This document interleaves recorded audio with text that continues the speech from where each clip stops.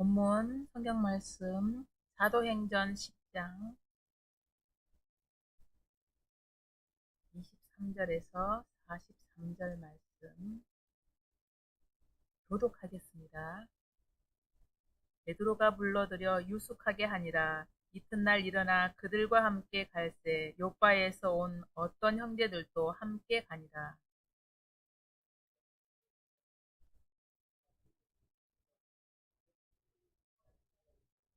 마침 베드로가 들어올 때 고넬료가 맞아 발 앞에 엎드려 절하니 더불어 말하며 들어가 여러 사람이 모인 것을 보고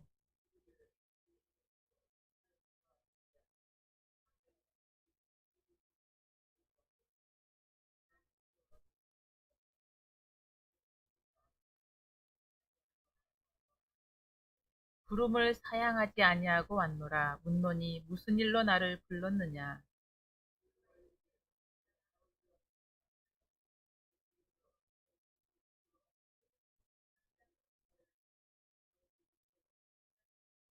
말하되 고넬료야, 하나님이 내 기도를 들으시고 내 구제를 기억하셨으니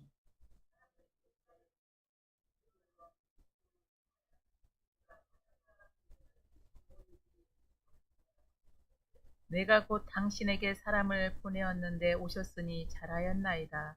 이제 우리는 주께서 당신에게 명하신 모든 것을 듣고자 하여 다 하나님 앞에 있나이다.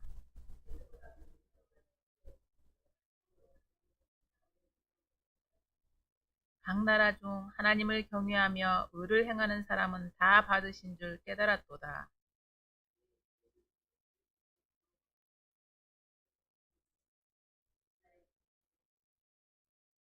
곧 요한이 그 세례를 반포한 후에 갈릴리에서 시작하여 온 유대에 두루 전파된 그것을 너희도 알거니와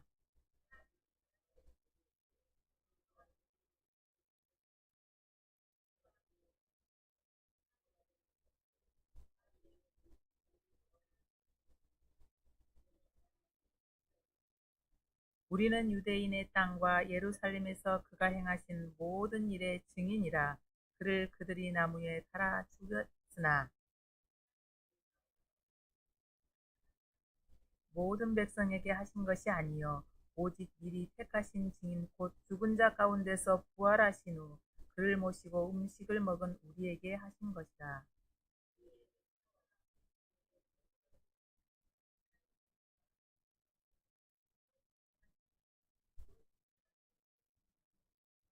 같이요. 그에게 대하여 모든 선지자도 증언하되 그를 믿는 사람들이 다 그의 이름을 힘입어 죄사함 받는다 하였느니라.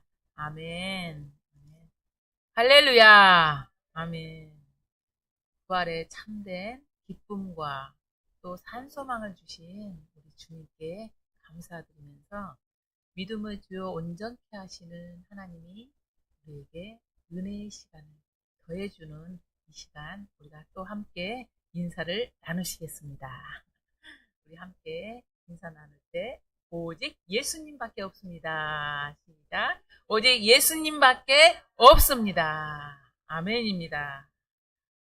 오늘 우리에게 하나님이 주신 말씀은 사도행전 10장 23절에서 43절 말씀으로 이방인 고넬료 가정에 임한 구원을 통해서 하나님께서 화평의 복음을 그들을 통해서 전해준 그 화평의 복음이 무엇인지 함께 은혜를 나누기로 하겠습니다. 오늘 본문에서는 고넬료를 향하신 하나님의 사랑과 그의 신앙 생활 모습이 잘 나오고 있습니다. 고넬료는 어떤 사람이었냐면은 우리가 말씀을 자주 듣고 우리 옛날에는 김숙자 목사님이 이렇게 인물사도 많이 해주셔가지고 그거 있었지 않은데 이 고넬료도 우리가 한번 들었을 수 있는 아주 중요한 인물인데 이 고넬료는 로마 군대 백부장이었고 경건하여서 온 집으로 더불어 하나님을 경외하며 또 백성을 그냥 조금 구제한 게 아니고 많이 구제하고 또 항상 그는 하나님께 기도하는 사람이었다는 것을 오늘 본문 말씀을 통해서 그 앞정에 있는데 제가 그 말씀을 읽지는 않았어요. 하지만은 이런 모습으로 고넬료가 그의 모습을 신앙생활의 모습을 보여주고 있어요. 그래서 이 대표적으로 다시 말하면 이 고넬료는 그냥 평범한 사람이 아니고 지도자의 역할을 감당하는 사람이었잖아요. 그래서 그가 정말 이 지도자의 그 모습에서 얼마나 바르고 정직하고 어? 하나님을 몰랐을 텐데 어떻게 하나님을 알아서 하나님을 경외하고 그리고 그가 많은 그 부하들에게도 이렇게 하나님 경외하는 사람 부하들을 함부로 하겠어요? 지금 우리 TV의 뉴스에 보면은 막 사장들이 응? 직원들을 폭행하고 그런 사건을 보면은 정말 하나님을 경외하는 자들은 할 수가 없어요. 그렇지만 이 고넬료는 그렇게 해서 많은 그의 군대 장관이었지만 그의 부하들이나 주변 사람들이 참으로 칭송하면서 이 사람은 진짜로 하나님을 경외하는 자다 그런 마음을 가질 수 있었을 것 같아요. 그런데 그의 그 모습을 누가 인정해 주냐면 하나님께서 인정하시고 그의 가정 그와 그의 가정을 구원의 길로 이끌어 주십니다. 그래서 하나님은 고넬료를 부르시기 위해서 하나님이 뭐냐면 이벤트 우리가 하면은 무슨 일이 좋은 것을 할 때 이벤트 한다는 것처럼 하나님이 만남의 이벤트를 준비하셨죠. 그게 바로 사도 베드로였잖아요. 그 사도 베드로의 만남을 통해서 주위의 다른 이들에게까지 좋은 정말 놀라운 은혜와 역사를 일으키는 그 귀한 만남.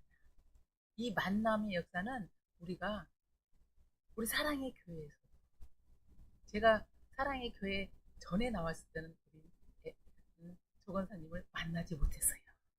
그런데 다시 하나님께서 저를 이곳에 보내주시고 또 이렇게 정말 정말 은혜의 찬양 정말 감동의 찬양을 하나님께 열심히 올리시는 우리 조건사님을 만난 것이 되게 어떻게 해요?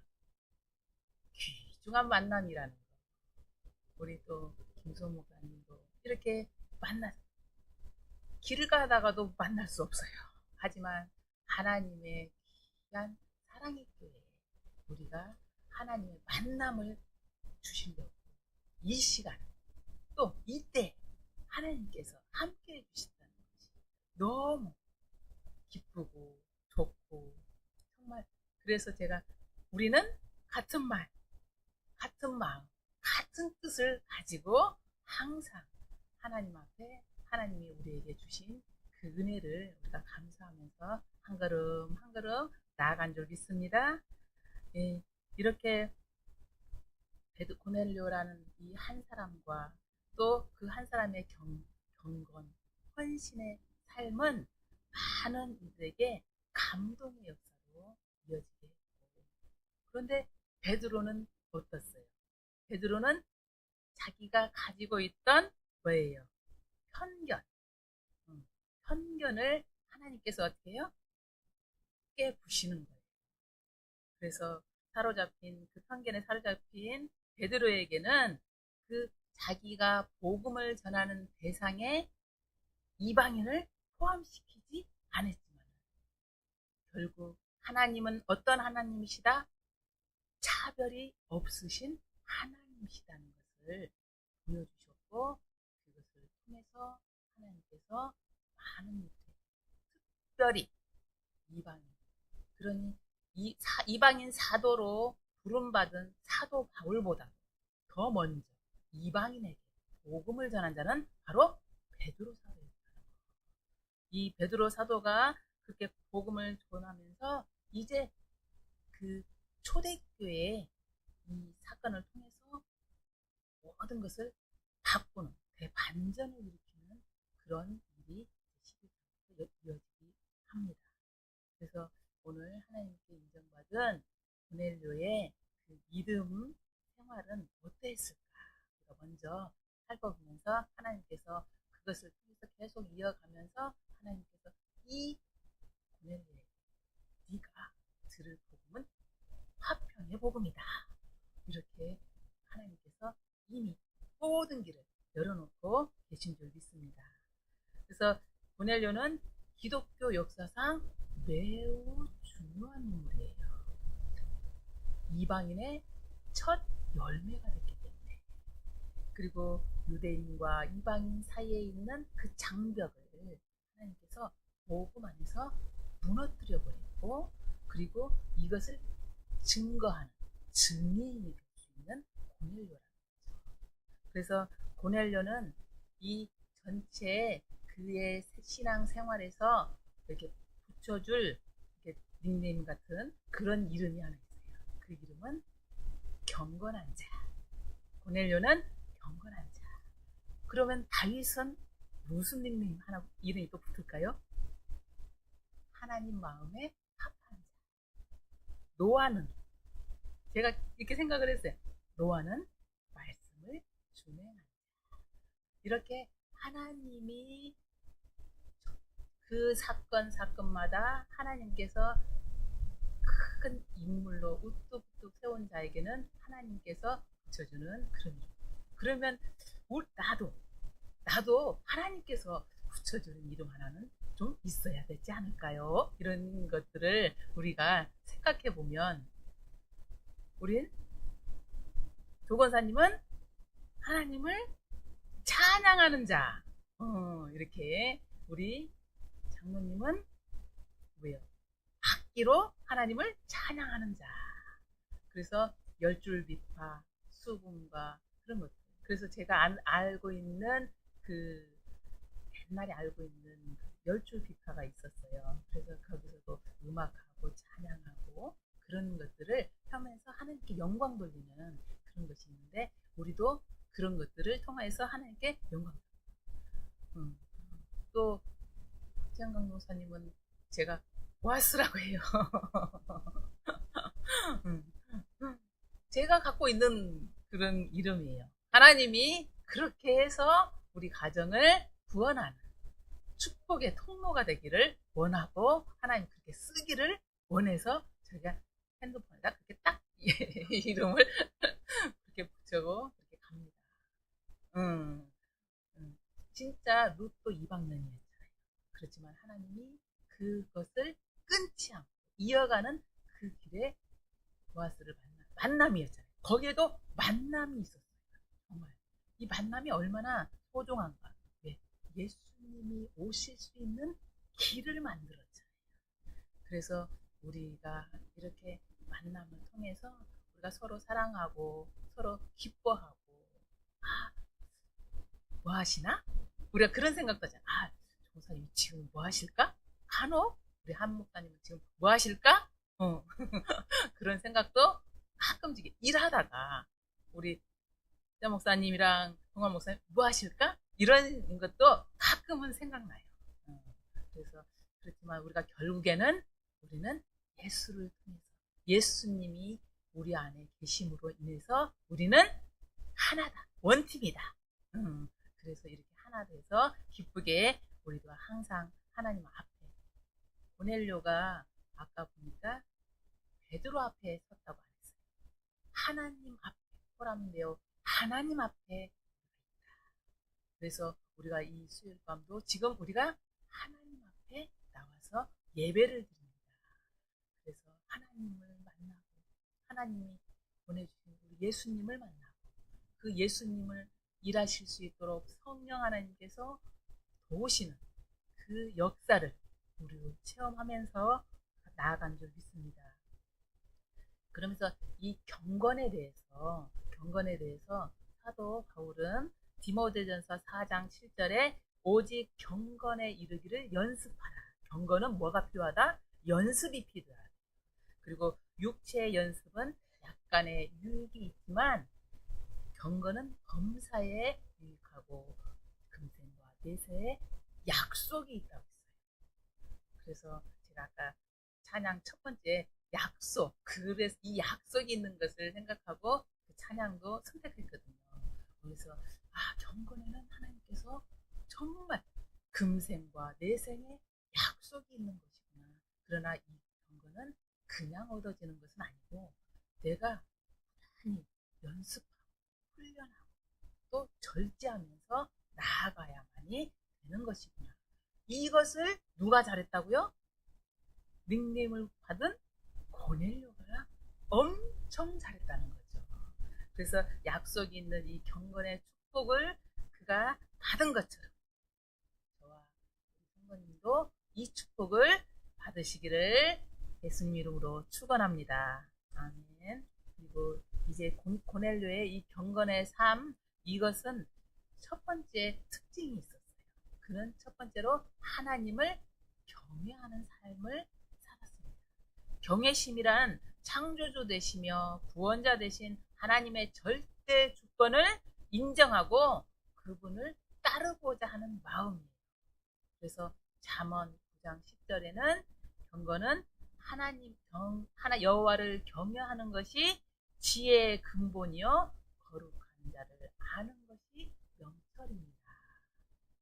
잠언 8장 13절에는 여호와를 경외하는 것은 악을 미워한다고 했어요. 그래서 지혜와 지식과 명철의 근본은 오직 여호와 하나님을 경외함으로써 우리가 그것을 온다는 뜻을 우리는 알고 있지요. 그래서 우리가 이렇게 창조주 하나님, 정말 그분 구원주 하나님을 우리가 믿음으로 말미암아서 그 경외심을 늘 우리가 잃지 않고 나아가시기 바랍니다. 두 번째로 이 고넬료는 구제하는 사람이었어요. 구제에 그것을 힘쓴다고 했어요. 구제를 정말 많이 구제했다는 거예요. 저희 그분이 믿음이 있는지는 모르겠어요. 제가 살았던 옛날 중로성동에 천사마을 있죠.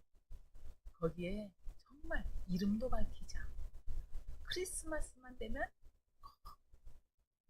그 두는 장소도 한 군데 안 났어요. 어떤 데는 화단 밑에 놓고 어디다 놓고 갔는데 지금 엄청난 그 기부를 그렇게 했을 거예요. 아무튼 10억은 제가 알고 있는 그렇게 했다는 게 정말 대단한 분이시구나.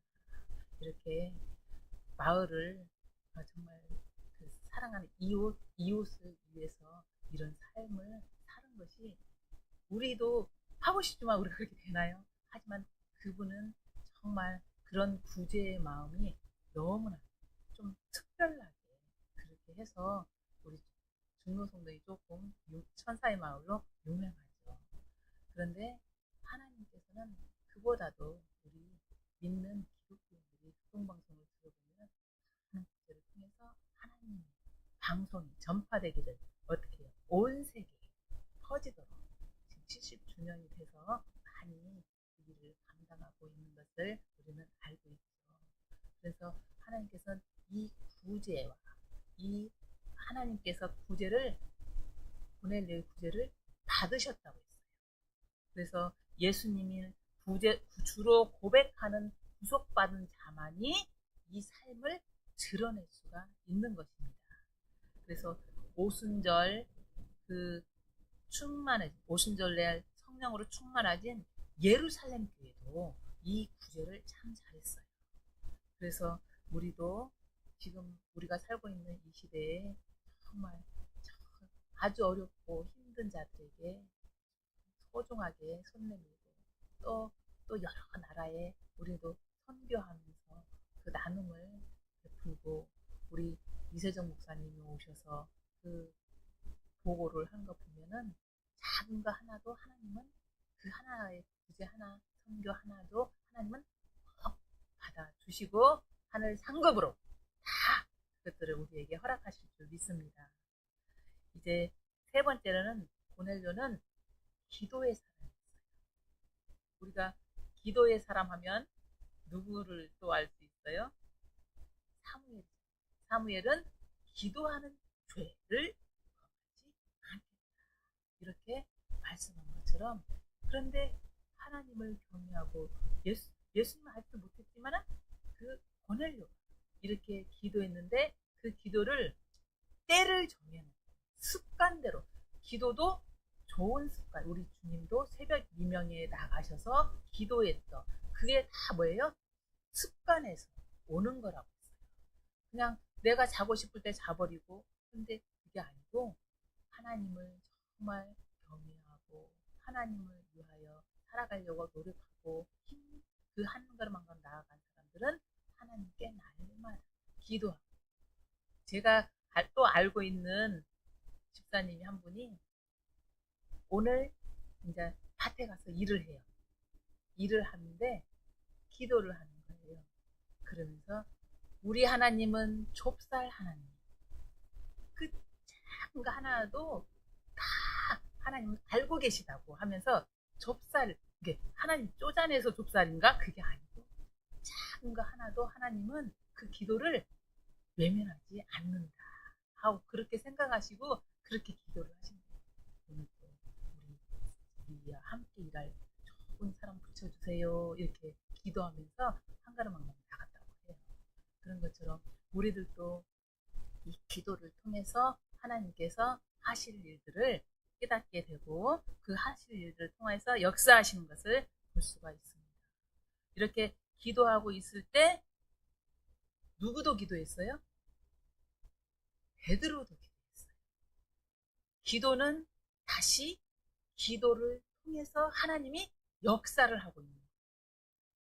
그래서 욥바의 피장으로 시몬의 집에 머물렀던 그 베드로가 지붕 위에서 기도하고 있을 때 그 둘 다 환상을 보는데, 베드로는 정말 이게 이해가 안 되고 어려운 상황이어서 정말 골똘하게 머리 생각하고 있을 때 고넬료가 보낸 그 하인들을 통해서 하나님의 음성을 듣게 됩니다. 그래서 하나님은 편견이 있지 않고 차별이 없으신 하나님께서 가라. 그래서 그곳에 가서 복음을 전해라. 이렇게 그에게, 베드로 사도에게 주면서, 이 하나님께서는 이 초청의 역사가 하나님으로부터 비롯된 것임을 그가 인정하고, 기도의 역사는 바로 화평의 복음을 듣는 사람들에게 성령의 역사로 이어지는 그런 중요한 사건이 일어납니다.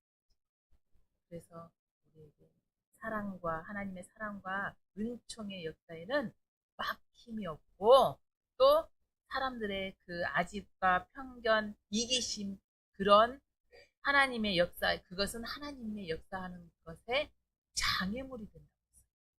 그러니까 우리가 오히려 우리가 가지고 있는 아집, 편견, 또 잘못된 생각은 하나님께서 그것을 통해서 방해가 되고 있구나.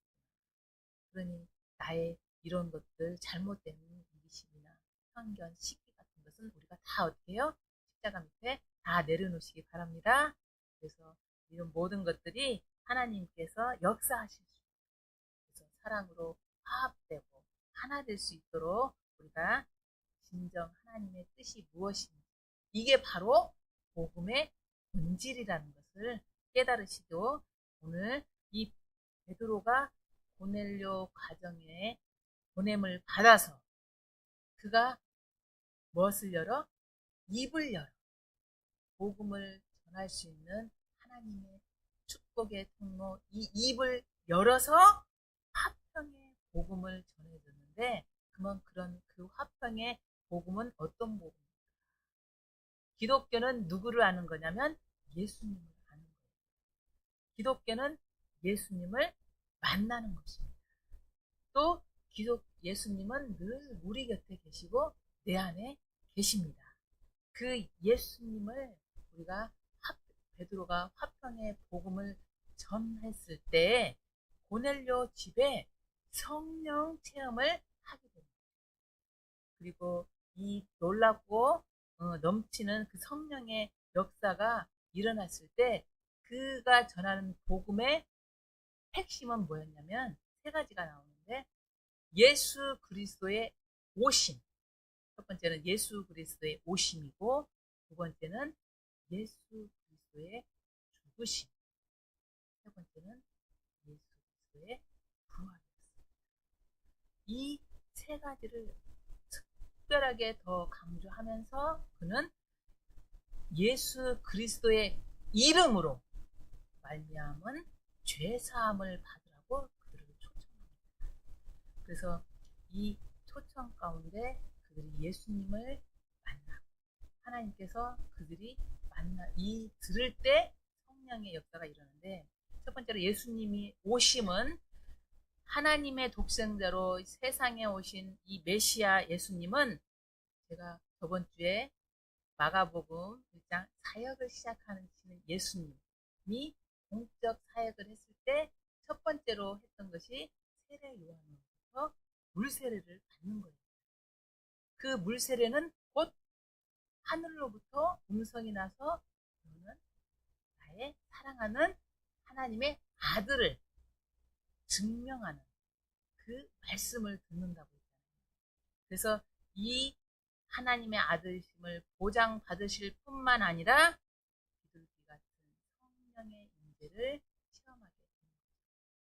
그래서 성령 받으신 이 예수님은, 능력을 받으신 예수님은 유대 땅은 물론 사마리아 땅까지 두루 다니시며 사역을 하십니다.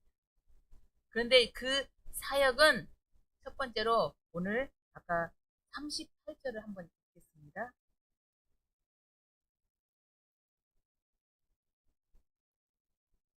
하나님이 나사렛 예수에게 성령과 능력을 기름 붓듯 하셨음에 그가 두루 다니며 선한 일을 행하시고 마귀에게 눌린 모든 사람을 고치셨으니 이는 하나님이 함께 하셨습니다.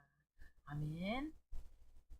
예수님이 하신 그 사역은 마귀에게 눌린 자를 해방시키는 것이 하나님의 뜻을 선포하는 것이었어요. 그래서 예수님은 성령의 능력을 통하여서 모든 질병을 고쳐주시고 또 마음의 상처를 받아서 고통받는 그 모든 자들에게 자유케 하셨다, 이렇게 말씀하고 있어요. 이것을 누가는 누가복음 4장 18, 19절 우리 잘 알고 있는 말씀이잖아요. 주의 성령이 내게 임하셨으니 이는 가난한 자에게 복음을 전하게 하려 하셨고 내게 기름을 부으시고 나를 보내사 포로된 자에게 자유를, 눈먼 자에게 다시 보게 함을 전파하며 눌린 자를 자유롭게 하고 주의 은혜의 해를 전파하게 하려 함입니다. 이렇게 말씀해요. 여기 눌린 자 나오죠. 마귀에게 눌린 자. 지금 내 안에 나보다 더 나를 괴롭히고 힘들게 하는 이 사단 마귀는 이미 예수님께서 십자가에서 승리하신 발로 밟으셨다고. 이것은 창세기 3장 15절의 원복음에 이미 하나님께서 약속의 말씀으로 우리에게 주셨고 그 말씀 따라 하나님은 이미 내가 온 것은 마귀를 멸하라 함이다, 이렇게 말씀하신 것처럼 그 마귀가 지배하고 있는 눌린 그 모든 자에게 자유케 하시는 하나님의 뜻을 행하시러 오신 예수님, 그 예수님을 우리는 내 안에 모시고 내가 주인 삼고 그 주님으로 인해서 마귀가 지배에 나는 이미 해방되었다. 그 해방되어서 자유함을 누릅니다. 그래서 우리는 멀어졌던 하나님과의 그 관계가 화목의 관계로 다시 이어지고 그 믿지 않는 영혼들 또 예수님을 모르는 영혼들에게 화평의 복음을 전하는 복음 전도자의 사명을 감당하면서 살아가는 저와 여러분 다 되시기를 바랍니다. 아멘. 두 번째로는 베드로가 복음을 전하면서 강조한 것은 예수님께서 39절을 읽겠습니다. 우리는 유대인의 땅과 예루살렘에서 그가 행하신 모든 일의 증인이라. 그를 그들이 나무에 달아 죽였으나. 예수님을 어떻게 해요? 나무에 달아 돌아가시게 했다는 사실. 이게 예수님의 죽으심. 그 예수님의 죽으심을 강조하면서 나무에 달려 돌아가신 것은 저주를 뜻하며 율법의 저주를 예수님이 받으신 것이다. 이렇게 말씀하고 있습니다. 갈라디아서 3장 13절에 이 말씀입니다. 그리스도께서 우리를 위하여 저주를 받은 바 되사 율법의 저주에서 우리를 속량하셨으니 기록된 바 나무에 달린 자마다 저주 아래 있는 자라 하셨습니다. 율법을 우리가 온전히 다 지킬 수 있나요? 우리는 지킬 수가 없습니다. 그런데 우리 주님께서 우리가 받아야 할 저주, 그 저주를 예수님이 대신 받으시고 우리를 구속하시기 위하여 오신 예수님은 대속의 제물이 되어 주셨습니다. 그러므로 우리가 화평의 복음의 핵심은 의로우신 예수님께서 우리가 당할 저주와 또 죽음 대신에 예수님이 당하셨다. 이것을 꼭 우리가 믿고 예수님의 죽음이 갖는 그 의미를 늘 기억하면서 우리가 늘 가슴에 새기면서 예수님의 죽으심을 깊이 알아가는 여러분 되시기 바랍니다. 지난주가 고난주간이었고 이번이 지금 부활주일로 우리가 기쁘게 찬양하고 정말 주님을 부활의 주님을 우리가 맞이하고 기쁨으로 나누셨다. 그러나 부활 전에는 반드시 예수님의 죽으심, 그게 복음이다. 죽으심이 없이는 부활이 없기 때문에 그 죽으심을 우리가 기억합니다. 마지막으로 예수님이 사흘 만에 부활하셨다. 그것은 어디에 나오냐면 40절에 나오죠. 40절, 40절, 42절까지 있겠어요. 40절에서 그냥 다 아까 말씀 끝까지 읽은 거 같이 읽겠습니다. 시작. 하나님이 사흘 만에 다시 살리사 나타나시되 모든 백성에게 하신 것이 아니요 오직 미리 택하신 증인 곧 죽은 자 가운데서 부활하신 후 그를 모시고 음식을 먹은 우리에게 하신 것이라. 우리에게 명하사 백성에게 전도하되 하나님이 살아있는 자와 죽은 자의 재판장으로 정하신 자가 곧 이 사람인 것을 증언하게 하셨고 그에게 대하여 모든 선지자도 증언하되 그를 믿는 사람들이 다 그의 이름을 힘입어 죄사함을 받는다 하였느니라. 아멘. 예수님이 사흘 만에 부활하셨다는 이 기쁜 복된 소식이 화평의 복음의 하이라이트.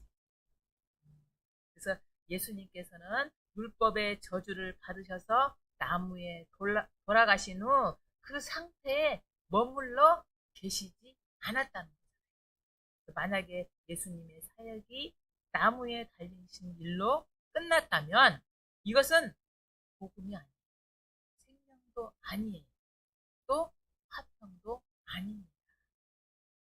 그래서 우리는 이제 고넬료가 이렇게 전한 이 화평의 이 복음을 하나님께서 예수님이 죽은 자 가운데서 사흘 만에 살아나셨다는, 그래서 사단의 그 강력한 무기가 뭐예요?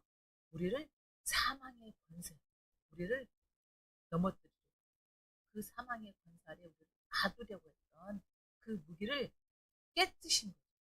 그리고 예수님으로 하여금 죽은 자 가운데서 살아나는 예수님이 이제는 아까 이방인의 첫 열매 보내면은 이방인의 그 복음을 듣는 첫 열매였다면 예수님은 죽은 자 가운데서 다시 살아나신 첫 열매가 되셨어요.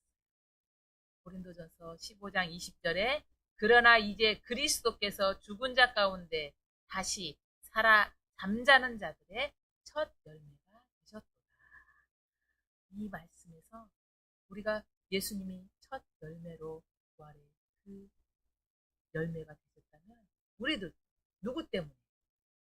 예수님 때문에 우리도 부활의 그리고 참된 열매로 우리도 살아갈 수가 있는 것입니다. 그래서 우리가 고통과 두려움에 사로잡힌 우리들에게 이제 사망 권세를 깨뜨리신 그 예수님의 그 부활로 인하여서 우리가 새 생명을 얻고 이 새 생명을 얻는 우리들이 오직 주님이 전해주시는 이 화평의 복음을 전하는 자로 우리가 살아야 될 줄 믿습니다.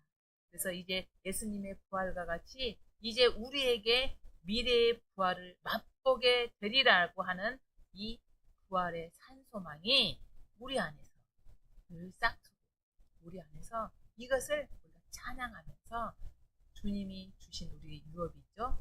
썩지 아니하고 더럽지도 아니하고 쇠하지도 않은 하늘나라의 유업을 우리에게 있게 하시긴 주님의 그 큰 은혜를 감사하면서 이 하나님께서 우리에게 허락하신 이 진정한 복음, 화평의 복음, 이 복음을 다 전하시면서 외치라고 했잖아요. 세례 요한이 광야에서 외치는 자의 그 사명을 감당한 것처럼 또 사도 바울이 오늘 입을 열어 이 화평의 복음을 가정에 전해주니까 그들이 다 어때요? 성령을 그들이 정말 이방인의 첫 가정의 첫 열매가 되어서 그 은혜를 정말 누리고 살아가고 그들이 또 다른 이들에게 또 이 복음을 화평의 복음을 전한 자의 삶을 살아갈 줄 믿습니다. 이것을 우리에게 하나님이 전하라고 하나님의 이 약속의 말씀을 우리에게 주신 줄 믿습니다. 이 복음을 당신만 하세요 이게 아니고 우리 모두 하나님이 허락하신 것을 믿고 한 주간도 화평의 복음을 전하는 것이면서 그 사명 감당하면서 우리가 기쁘게 하나님이 기쁘게 하시는 자, 하나님이 기뻐 받으시는 자, 그 능력을 받으면서 살아가는 저와 여러분 다 되시기를 예수님 이름으로 축원합니다. 아멘. 기도하겠습니다. 사랑의 아버지 하나님 감사합니다. 오늘 또 베드로를 통하여서 고넬료 가정을 구원하시기 위해 그 만남의 축복을 허락하여 주시옵시고 또한 아버지 하나님 이방인의 첫 열매로 하나님께서 허락하여 주신 은혜 감사를 드립니다. 오직 화평의 복음만이 진정한 복음이고 예수 그리스도의 오심과 죽으심과 부활만이 우리가 아버지 하나님 성령의 충만함을 얻을 수 있는 귀한 은혜임을 깨닫습니다.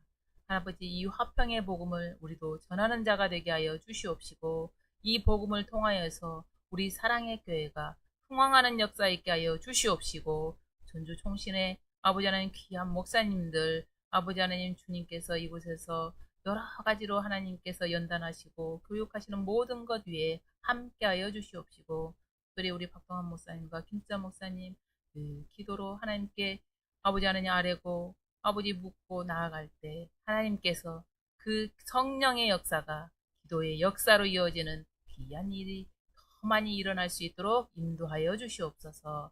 우리가 또 한 주간 기쁘게 살아갈 수 있도록 인도하시고 건강함으로 지켜서 또한 주일 예배 주님께 영광 돌리는 이 한 주간을 맞이할 수 있도록 인도하여 주시기를 원하오며 사랑 많으신 예수님의 이름으로 기도드렸습니다.